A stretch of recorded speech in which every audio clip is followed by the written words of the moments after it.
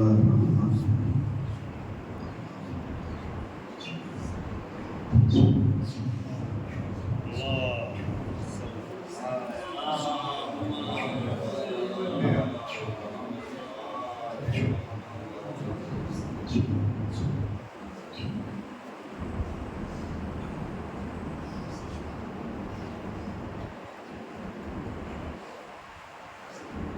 لا حول ولا قوة إلا بالله العلي العظيم. أعوذ بالله من الشيطان اللعين الرجيم. حسبنا الله ونعم المولى ونعم النصير. بسم الله الرحمن الرحيم. الحمد لله الذي لا يبلغ مدحته القائلون ولا يحصي نعمه العادون ولا يبدي حقه المجتهدون الذي لا يدركه بعض الهمم ولا يناله غوث الفتن الذي ليس لصفته حد محدود ولا نعت موجود ولا أجر ممدود ولا وقت معدود. فطر الخلائق بقدرته ونشر الرياح برحمته وابتدى بالصخور ميدان عرضه. ثم الصلاة والسلام على صاحب الدعوة النبوية والصولة الحيدرية والعصمة الفاطمية والصلح الحسنية والشجاعة الحسينية والعبادة السجادية والمعاصر الباقرية والآثار الجعفرية والعلوم الكاظمية والعلم الرضوية والجود التقوية والنقابة النقدية والحيبة العسكرية والغيبة الإلهية.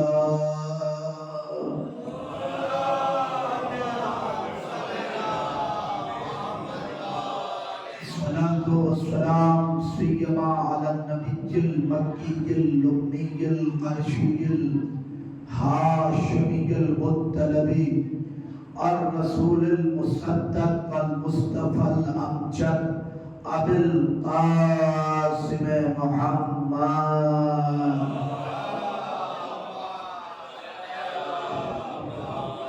وآله الطيبين الطاهرين المعصومين المظلومين.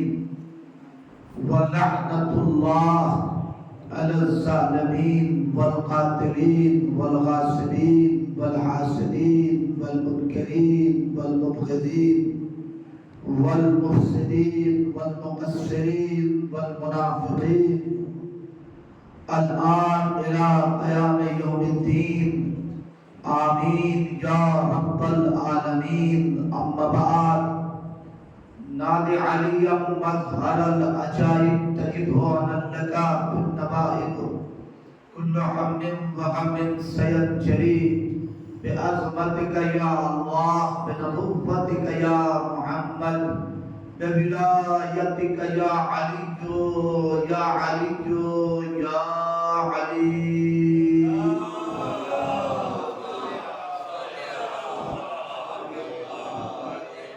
وقد قال تبارك وتعالى في القرآن المجيد وقاله الحق. بسم الله الرحمن الرحيم. ذلك فضل الله يؤتيه من يشاء والله ذو الفضل العظيم. صلوات محمد.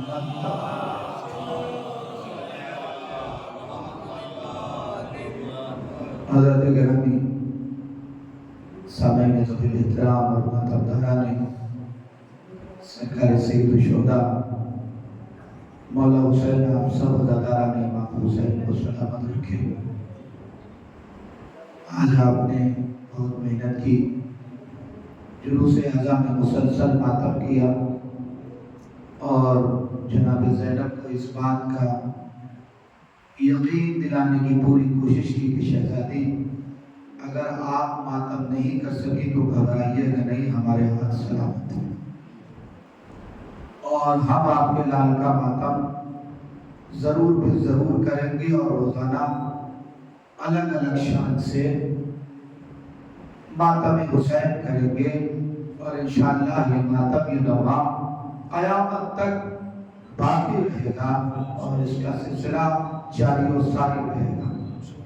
ہم رہیں یا نہ رہیں، کسی نہ کسی صورت میں ہماری اولادوں کی شکل میں، ہمارے رشتہ داروں کی شکل میں یہ کاروان ہمیشہ باقی رہے گا۔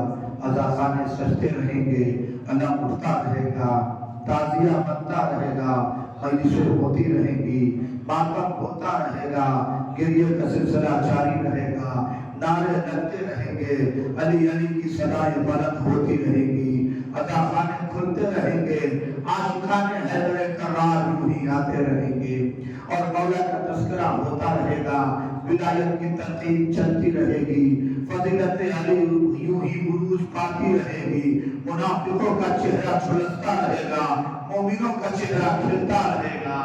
صلوات پڑھیے محمد وان۔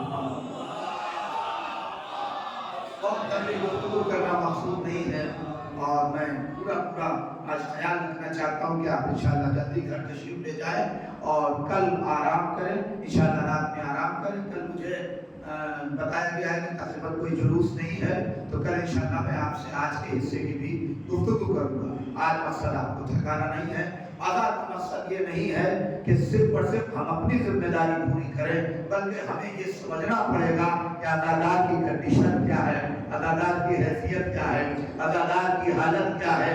اصل میں آپ کی کنڈیشن کو سمجھ لینا ہی اسلام میں سب سے بڑی عبادت ہے۔ ایک صلوات پڑھیے محمد وان۔ ظاہر سی بات ہے آپ سب مولا کے چاہنے والے ہیں، اس وقت بھی فرشیات میں موجود ہیں۔ یہ دنیا اور اسلام کو سب سے بڑا چیلنج ہے کہ بتائیے اتنا نوحہ کرنے کے بعد، اتنا پاک کرنے کے بعد، اتنا چلنے کے بعد، نیات حسینی نوش کرنے کے بعد، کئی مجلسوں کو کرنے کے بعد عزادار فرش پہ آیا ہے، عزادار فرش پہ آیا ہے۔ اس کا مطلب یہ ہے کہ علی سے جو محبت ہے یہ یقینی محبت ہے، اس میں کوئی دھوکہ نہیں ہے۔ اس لیے کہ اس قوم کا مسئلہ یہ ہے کہ اس قوم کا نہ کوئی دھوکہ مارنے سے کوئی تعلق ہے اور نہ ہی یہ خود دھوکہ دینا جانتی ہے۔ اس لیے کہ علی یقین میں اضافہ کرتا ہے۔ علی نے آواز دی تھی لو امزت لو کشف الغطا لامزت یقینا، اگر آسمان کے پردے ہمارے سامنے سے ہٹا لیے جائیں تو سمجھ جان دو کہ علی کے یقین میں ایک ذرہ برابر بھی اضافہ نہیں ہونے والا ہے۔ جس کا مولا مولا یقین ہو اس کے ماننے والوں میں شک کہاں سے پایا جائے گا؟ اس کے ماننے والوں میں شک کہ کوئی گنجائش نہیں ہے۔ علامہ مبلغ اعظم مولانا اسماعیل دیوبندی سے کسی نے مناظرہ کے درمیان پوچھا تھا کہ کیا ہو جاتا ہے آپ لوگ ممبر پہ بیٹھتے ہیں، آپ کا مجمع تو ایسا لگتا ہے کہ دیوانہ ہو گیا ہے، آپ کا مجمع لگتا ہے کہ ہوش میں نہیں ہے، کہا ایسی باتیں کیوں کر رہے ہو؟ کہا آپ کچھ بھی کہتے ہیں مجمع نیچے سے علی علی کرنے لگتا ہے، آپ کچھ بھی کہتے ہیں مجمع نیچے سے نعرہ حیدر لگانے لگتا ہے، نعرہ حیدری لگانے لگتا ہے، علی علی کی صدائیں بلند کرنے لگتا ہے۔ یہ ان کی دیوانگی میری سمجھ میں نہیں آئی۔ اسماعیل دیوبندی چاہتے تو بڑا مناظرہ کر سکتے تھے، مناظر اسلام تھے، مگر مناظرہ نہ کیا بلکہ نباتلا ہوا جواب دیا کہ سوال کرنے والے تیری عقل پر مجھے حیرانی ہے، تجھے سوچنا چاہیے کہ جب یہ بے ہوش ہو کے اتنا حیدر حیدر کرتے ہیں تو اگر یہ ہوش میں آ جائے ایک صلوات والی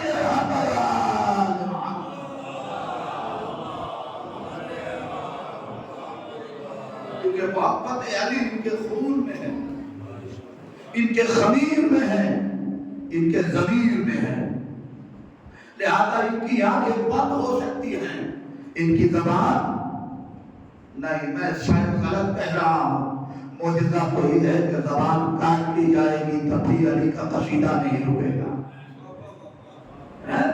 زبان کاٹ لی جائے گی تب بھی علی کا قصیدہ نہیں رکنے والا۔ میسم سنا ہے کہ تم علی سے بڑا عشق کرتے ہو، تم علی سے بڑی محبت کرتے ہو، تم علی سے بڑا پیار کرتے ہو، تمہارا علی سے بڑا بہت والہانہ رشتہ ہے، تمہارا علی سے بڑا عاشقانہ رشتہ ہے۔ عاشق ہو تو ایسا ہو تلوار گلے پہ رکھی ہے مگر اس کے علی سے پیچھے نہیں نکلا۔ کہاں تم نے صحیح سنا ہے کہ میں علی سے بے انتہا محبت کرتا ہوں، میں اٹھتا ہوں تو یا علی کہتا ہوں، میں بیٹھتا ہوں تو یا علی کہتا ہوں، میں جاگتا ہوں تو یا علی کہتا ہوں، میں سوتا ہوں تو یا علی کہتا ہوں، میں سفر میں رہتا ہوں تو یا علی کہتا ہوں، میں حضر میں رہتا ہوں تو یا علی کہتا ہوں، میں بھیڑ میں رہتا ہوں تو یا علی کہتا ہوں، میں تنہائی میں رہتا ہوں تو یا علی کہتا ہوں، مجھے علی کے سوا کوئی یاد نہیں۔ کبھی سب جانتے ہو تمہیں اس کی سزا بھی مل سکتی ہے، اور اگر سزا نہیں چاہتے تو تمہارے لیے بہتر یہ ہے کہ تم علی کے فضائل پڑھنا چھوڑ دو۔ علی کے فضائل پڑھنا چھوڑ دو۔ مصر نے کہا یہ تو نہیں ہو پائے گا،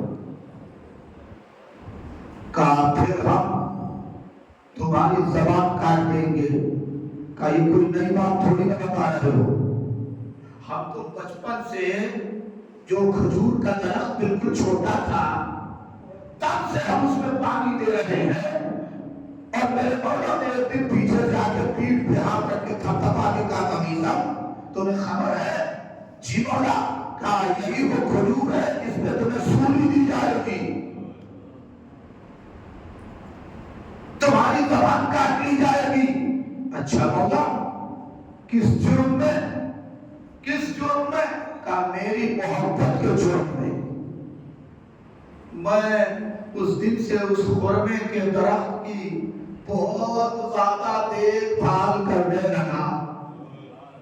اچھا ہے میں تھوڑی سی رحمت ہے آپ کو تاکہ جو سلسلہ ہے وہ قائم رہے، ایسا نہ ہو کہ مسلسل 1 گھنٹے کی مجلس ہو رہی ہے اور اچانک ایک دن 10 منٹ کی مجلس ہو جائے۔ ایک سلام پڑھیے رحمت اللہ علیہ ذرا سا آپ کو برداشت کرنا، اور معذرت کے ساتھ میں آپ کو کہنا دے رہا ہوں بس یہ نوکری ہے، اسے نبھانا ہے۔ توجہ دیدار مطلب میسا تجھے اسی گھوڑے کے درخت پر پھانسی دے دی جائے گی، زبان کاٹ دی جائے گی۔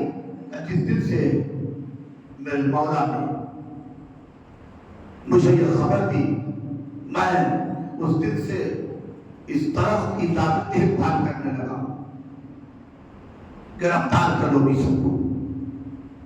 حضرت میسا گرفتار کر لیے گئے، سنیے گا، ہاتھ کاٹ دیے گئے، پاؤں کاٹ دیے گئے، سولی پہ چڑھا دیا گیا۔ اب میسا کو پلندی سے دور تک کا مجمع دکھائی دینے لگا۔ آواز دی الناس، اے لوگو میرے قریب آؤ، کیا میں تمہیں ایسی باتیں نہ بتاؤں جو میرے مولا نے مجھے خود بتائی ہے، جو میرے مولا نے مجھے خود بتائی ہے۔ جیسے ہی میسا نے آواز دی مجمع دھیرے دھیرے سمجھنے لگا، مجمع دھیرے دھیرے سمجھنے لگا۔ میسا نے تار سے فضائل علی پڑھنا شروع کیا۔ تمہیں پتا ہے میرا مولا کون ہے؟ وہ تو فاتح خندق ہے، وہ تو فاتح خیبر ہے، وہ تو فاتح صفین ہے، وہ تو فاتح بدر و حنین ہے، وہ تو فاطمہ کا شوہر ہے، وہ تو حسنین کا ماما ہے، وہ تو داماد رسول ہے، وہ تو اللہ نے مشکلات ہے، وہ تو اسد اللہ غالب ہے، وہ تو علی ابن ابی طالب ہے، وہ تو ابو قرآن ہے، وہ تو سورج کو پلٹانے والا ہے، وہ تو آسمان پر فرشتوں کو نماز پڑھانے والا ہے، وہ تو شب معراج خدا کے لہجے میں گفتگو کرنے والا ہے۔ اس کے اندر تو نبیوں کی صفتیں پائی جاتی ہیں۔ پورا مجمع سمٹ گیا، پورا مجمع سمٹ گیا۔ مخبر دوڑ کے گیا انتظار کے پاس، کا خبر ہو گیا، کا کیا ہو گیا؟ تو نے علی کو چھپلانے کے لیے میسا سے کہا تھا کہ میسا میں تیرے مولا کے قول کو چھپا ثابت کروں گا، اس لیے میں تمہارے ہاتھ اور پاؤں کو کاٹ دوں گا، تمہیں سولی کو دے دوں گا، تمہاری زبان نہیں کاٹوں گا۔ علی کو جھٹلانے کا نتیجہ دیکھو کیا ہوا؟ کیا میزان دار سے فضائل علی پڑھ رہا ہے، جس کو علی کی فضیلت معلوم نہیں تھی اسے بھی معلوم ہو رہی ہے، اور جسے تھوڑا بہت معلوم تھا اس کی معلومات میں اضافہ ہو رہا ہے۔ دربار تمہارا ہے، حکومت تمہاری ہے، یہ بازار تمہارا ہے، کیا قیامت ہے کہ بازار اور دربار تمہارا ہے، فضائل علی کے چل رہے ہیں؟ یہ کیسا مرحلہ ہے؟ ابن زیاد نے کہا جاؤ مصر کی زبان کاٹ دو۔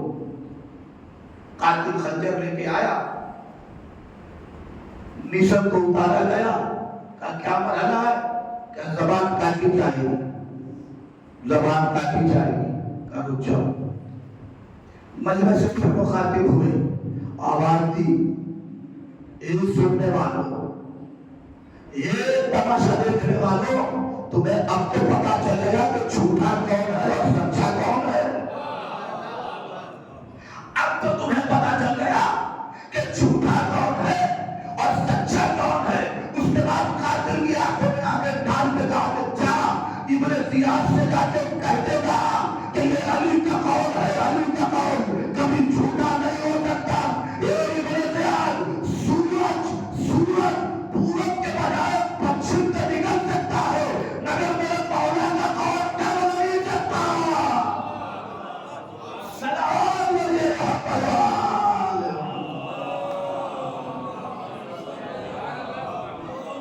مولا کا قول ڈر نہیں سکتا۔ پتہ نہیں کیوں آج میرے بچپن میں کچھ مصرے یاد آ رہے ہیں مسدس کے زبان میسر جبار کی قسم یارو، علی کا عشق ہے خود ہی دوائے غم یارو، جفا سے ہوتا نہیں سچا عشق کب یارو، گواہ عشق ہے خود پانیے سے کب یارو، زبان کاٹی گئی تب بھی وہ چلی بولا، ارے خون کا قطرہ علی علی بولا۔ سلام علیہ محمد آل محمد۔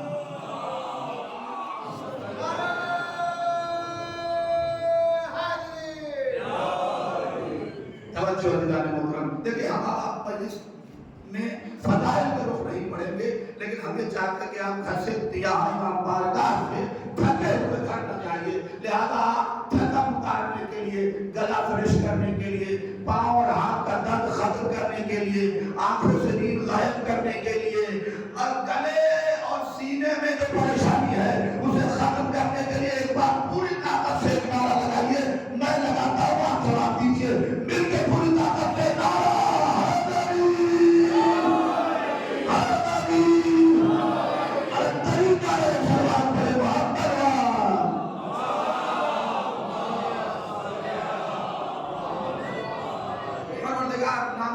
امیر المومنین کے صدقے میں آپ کی تمام تھکن کو دور کریں اور آپ انشاءاللہ آپ بستر میں سوئے تو جنت کی سیر کریں اور زیادت امیر المومنین آپ نصیب ہو۔ ایک حسرہ پر محمد وآل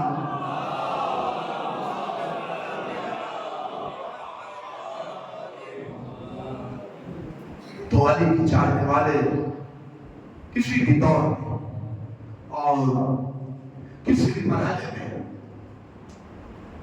یقین چاہیے، عشق علی سے سمجھوتا نہیں کرتے۔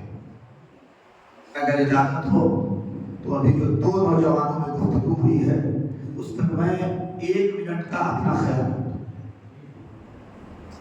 دونوں بچے ہیں ابھی، اور شاید ہو سکتا ہے کہ ہم سے عمر زیادہ ہو، لیکن آپ حضرات جو بیٹھے ہیں آپ کے سامنے ابھی یہ دونوں بچے ہیں، تو دونوں کے اندر جذبات ہیں ماشاءاللہ سے، اور دونوں نے اپنی اپنی بات جو ہے وہ بے باکی سمجھنے کے سامنے رکھی۔ میں نے جو ان باتوں کو سنا تو میرے دماغ میں 2 حل نظر آیا اس کا۔ پہلا حل یہ ہے کہ آئندہ اگلے سال مولا آپ سب لوگوں کو حیات دے، اور میں دعا کو رہوں گا کہ مولا آپ لوگوں کو اتنی انشاءاللہ مہلت دے کہ جب تک زندگی رہے انشاءاللہ آزائے حسین برپا کرتے رہے۔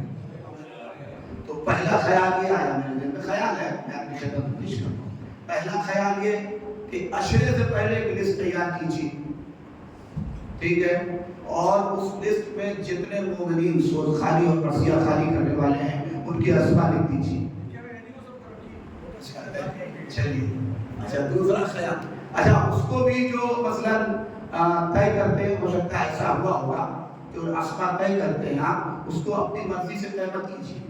کوئی مجلس ہو 40 دن کی یا ایسی کوئی بڑی محفل ہو، اس میں قرآن دازی کے ذریعے وہ نام طے کیجیے، تاکہ کسی پر یہ نہ رہے مرحلہ کہ فلانے صاحب کو فلانے دن پڑھوایا گیا یا فلانے دن کیوں نہیں پڑھوایا گیا. تو اس کا قرآن دازی کے ذریعے سے نام وہ پرچیاں لکھ کے ڈبے میں ڈال کے، وہ جانتے ہیں بزرگ سب بیٹھے ہیں، اس کو ہلا دیجیے، کسی بچے سے بلا کے یہ پرچی نکلتی جائے، نام نوٹ کرتے رہیے، کمپیوٹرائز کر کے چھپا دیجیے. ایک مرحلہ تو یہ ہے. اگر یہ نہیں کرنا چاہتے تو دوسرا مرحلہ یہ ہے، ایک ڈبہ لائیے، جتنے مرثیہ خان ہیں اور اگر لمحہ خان ہے مثلاً تو سارے کے نام لکھ کے ڈبے میں ڈال دیجیے، اور یا ممبر کے پاس یا ممبر کے اوپر رکھ دیجیے. روزانہ جب مجلس شروع ہو ڈبے کو ہلائیے، ایک بچے کو بلائیے نام نکال، جس کا نام نکل جائے اسی کو روز خان نکالنا دیجیے، اس لیے کہ نام اسی کا نکلے گا جس کے لیے شہزادی کی مرضی ہوگی. آزاداری ہم لوگوں کے باپ کی نہیں ہے، یہ سید سجاد کے باپ کی ہے. وہ طے کریں گے کس کو پڑھنا ہے، کسی کو نہیں پڑھنا ہے. صلوات علیہ محمد.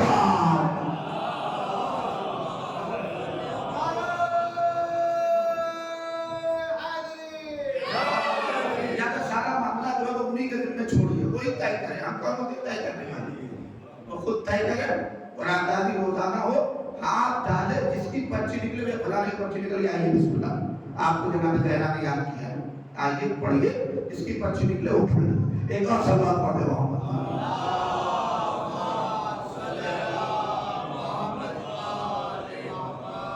بس مجلس اعلیٰ بہت اہم چیز ہے. ہمارے ایک قدم پر جناب سیدہ کی نظر ہے. حقیقت یہ ہے کہ خالی آزاد نہیں، ہم جتنے آزادار بیٹھے ہیں ہم سب امانت فاطمہ زہرا ہیں، انہی کی دعاؤں کی بدولت زندہ ہیں. آپ کو معلوم ہے ہم لوگ مجلس کرتے ہیں، اپنے گھروں کو چلے جاتے ہیں، شہزادی اسی دروازے پہ کھڑی ہو کے ایک ایک عزادار کو دعا دیتی ہے. میرے لال کی مجلس میں آنے والے عزاداروں، خدا تمہیں سلامت رکھے. تم نے اس غریب پر گریہ کیا جس نے رونے نہیں دیا، تم نے اس غریب کا ماتم کیا جس کا ماتم کرنے نہیں دیا گیا. میں کبھی کبھی سوچتا تھا کہ ماتم نہیں کرنے دیا گیا کیا مطلب، پابندیاں تھی؟ نہیں میرے عزیزوں، میں نے روایات کے فقرے پڑھے کہ باقاعدہ بیویوں کے ہاتھ پسے کچھ ایسے باندھ دیے گئے تھے، ایسے بھی نہیں بندھے تھے. اگر ایسے بنتا تو کچھ گنجائش پیدا ہو سکتی.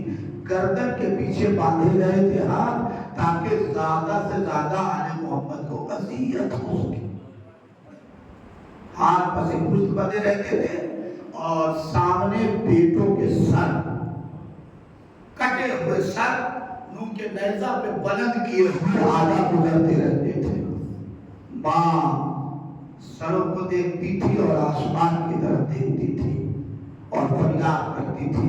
اور جب کوئی بیوی زیادہ گریہ کرنے لگتی تھی تو شبر بلوط تازیانہ لے کے آتا تھا اور پشت پر تازیانہ لگانا شروع کر دیا. بہت مشکل سے عزاداری ہم تک پہنچی ہے. سو گوارو، آج آپ کی جو تاریخ منسوب ہے وہ شہزادے علی اکبر سے منسوب ہے. میں نے مسائل تقریباً حضرت علی اکبر کا پڑھ دیا، مگر ایک منظر ہے جس کی طرف میں آپ کو متوجہ کرانا چاہتا ہوں.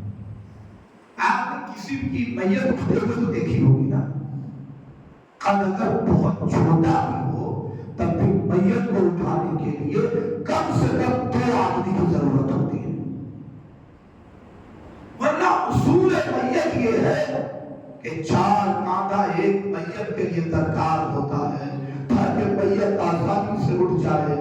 جب حسین نے علی اکبر نے کلیجے سے پنچھی کھینچ لی، جوان بیٹا بوڑھے باپ کی آغوش میں مر گیا، تو حسین کے لیے سب سے بڑا مرحلہ یہ تھا کہ اس لاش کو حسین خیمے میں لے کے کیسے جائے. حسین خیمے میں اس لاش کو لے کے کیسے جائیں گے؟ حمید ابن مسلم کا بیان ہے کہ ایک مرتبہ حسین نے سینے سے سینہ ملایا اور یا علی کہہ کے لاش ناصر علی اکبر کو اٹھایا، کچھ دور چلے کہ حسین ڈگمگانے لگے، زمین پہ علی اکبر کی لاش رکھ کے کہنے لگے بیٹا ارے میں 57 برس کا ہو چکا ہوں، اکبر باپ پہ رحم کرو، تم اس عالم غربت میں مجھے چھوڑ کے چلے گئے، بیٹا میں تمہاری میت بھی نہیں اٹھا پا رہا ہوں۔ روایت میں ذکر ہے کئی بار حسین نے لاش علی اکبر کو اٹھایا اور زمین پہ رکھا، مگر جب حسین کی ہمت جواب دے گئی، ایک مرتبہ خیمے کا رخ دیا، آواز دی اے بنی ہاشم کے بچوں، ارے آؤ جوان کی میت بوڑھے باپ سے نہیں ہوتی۔ یہ پہلی میت تھی جس کو اٹھانے کے لیے ننھے ننھے بچے خیمے سے نکل آئے، کسی نے پاؤں کی طرف سے سہارا دیا، کسی نے اکبر کے ہاتھوں کو پکڑا، کسی نے جنازے کو سہارا دیا، 18 برس کے جوان کا لاشا خیمے کی طرف چلا اور حسین ایک ہاتھ سے کمر تھامے تھے، ایک ہاتھ کلیجے پہ رکھے تھے، آواز دے رہے تھے یا مغیبان نفان، اے میرے لال علی اکبر، تمہارے مرنے کے بعد میری نظر میں دنیا اندھیری ہو گئی۔ اللہ اکبر، تمہارے مرنے کے بعد لاشا خیمے میں آیا، بیویوں میں کوہرام کرتا ہوا، ہر بیوی لاش علی اکبر پہ آئی، زینب کے لپٹ لپٹ کے بہت روئی، مگر زینب جب لاش علی اکبر سے اٹھی تو دیکھا کہ لاش پر کہیں نیلا نظر نہیں آ رہی ہے، فرمانے لگی اے بہن میں کلثوم، ارے ساری بیویاں اکبر کی لاش پر آ گئی، یہ بھابی لیلا کہاں رہ گئی، اکبر کی بات اکبر کی لاش پر کیوں نہیں آئی؟ جناب کلثوم نے فرمایا بہن ارے دیکھو جا کے خیمے میں لیلا تھے، لیلا کیوں نہیں آئی اکبر کی لاش پہ؟ حضرت کلثوم سلام اللہ علیہ سے خیمے میں وارد ہوئی تو دیکھا جناب لیلا کی حالت یہ ہے کہ کبھی خیمے کی اس طرح سے ٹکرا رہی ہے، کبھی اس طرف سے ٹکرا رہی ہے، کبھی ادھر گرتی ہے، کبھی ادھر گرتی ہے، آگے بڑی باتوں کو سہارا دیا بھابی، ارے بچے کا لاشا آ گیا، اکبر کی میت آ گئی، آپ آئی، فرمایا اے بی بی کلثوم، کب سے نکلنے کی کوشش کر رہی ہوں، مگر جب سے اکبر کا جنازہ آیا میرے آنکھوں کی روشنی چلی گئی، ارے مجھے دکھائی دے کر تو خیمے سے باہر آؤں۔ حضرت کلثوم سلام اللہ علیہ نے باتوں پکڑا، لاش اکبر پہ لائی، ماں نے خود کو لاش پہ گرایا، میں ایک جملہ پوچھا، اے بیٹا علی اکبر اتنا بتا دو کہ تمہاری شادی کا آواز ہم نے اپنے دل میں بتا کے رکھا تھا، اے بیٹا مجھے معلوم کر کیا ہوگا۔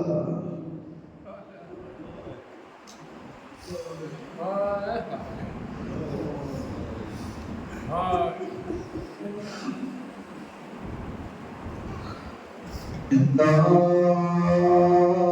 لِلَّهِ وَإِنَّا إِلَيْهِ راجعون۔ رجعت